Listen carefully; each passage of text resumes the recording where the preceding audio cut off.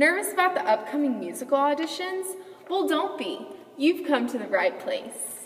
Today, we will be guiding you through the audition process. We will discuss how to choose and prepare a monologue, what to expect during the dance portion of the audition, and lastly, those treacherous do's and don'ts.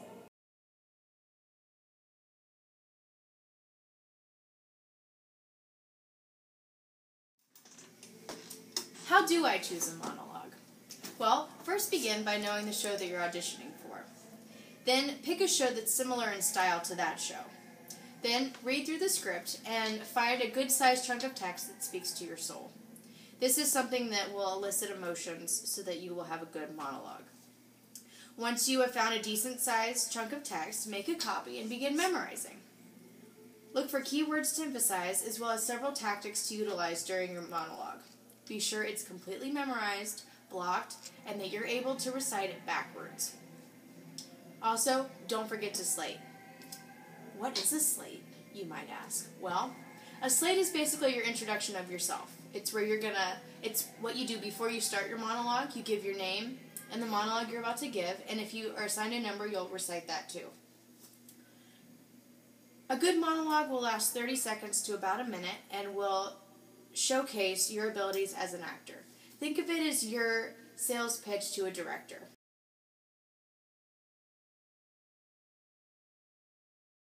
My name is Virginia Waddell, and today I will be performing a short monologue from Annie Baker's Circle Mirror Transformation.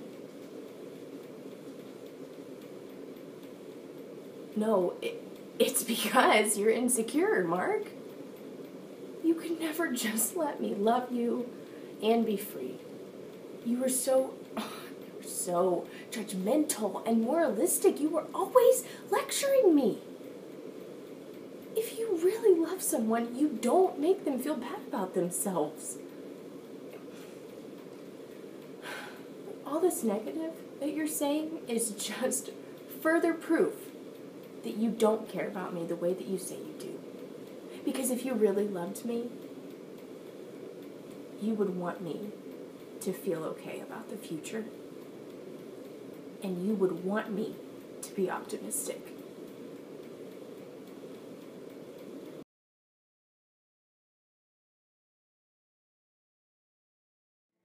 Here are some tips to be well prepared for the dance portion of your audition. First, know the type of dance that will be featured in the musical.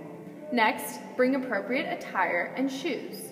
For example, if you are auditioning for Chicago, you might want to bring jazz shoes, as most of the choreography is jazz-based.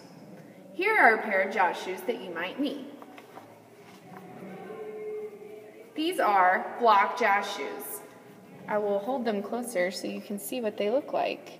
And on the bottom, they have rubber, so it's easy to turn. And they're very flexible, so they shape your foot really well. But there are tons of different kinds of jazz shoes. Those are just some ones that I like. It would be a good idea to research dance clips for the musical to get an idea of what to expect. While in the audition, position yourself where you can see the choreographer. It is common for choreographers to teach fairly fast, so it is important to stay focused and practice before you audition.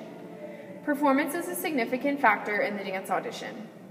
Of course, choreographers are looking for good execution and technique, but make sure you really perform and try your hardest, even if you can't fully execute the movement. Give it your all, because a choreographer might cast you based on your willingness to work and your passion for learning.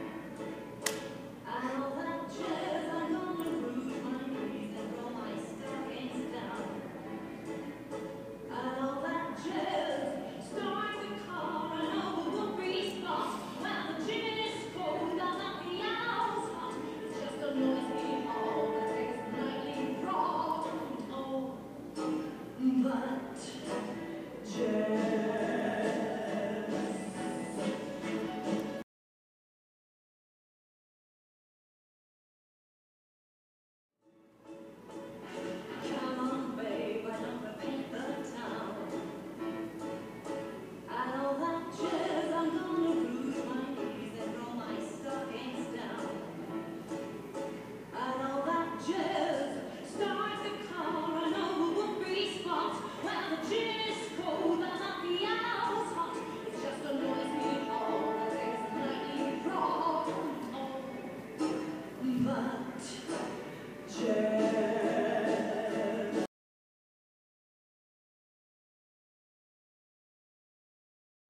some of the most common do's for the audition process.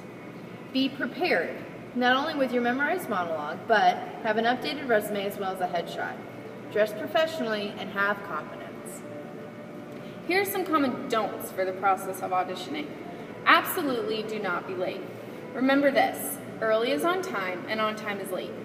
For example, if your audition time is at 4:30 p.m., be there no later than 4:15 p.m. If you forget your lines of the monologue or the movements in the dance portion of the audition, don't freak out. Try to stay calm and just keep going.